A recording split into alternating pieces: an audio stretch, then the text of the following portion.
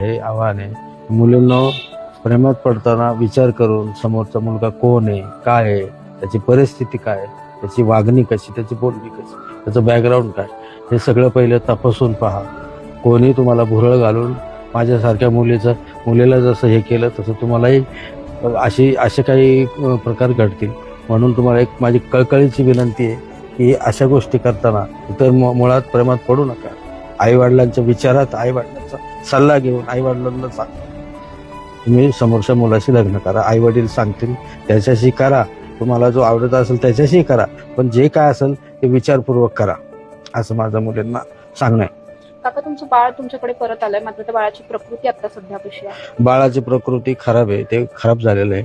आज आमच्याकडे आल्यापासून त्याने काही खाल्लेलं नाही, ते रडतेच आहे. आता त्याला दवाखान्यात घेऊन माझे मिसेस आणि आमचे एक पाहुणे आणि माझा मुलगा त्याला दवाखान्यात घेऊन चाललो.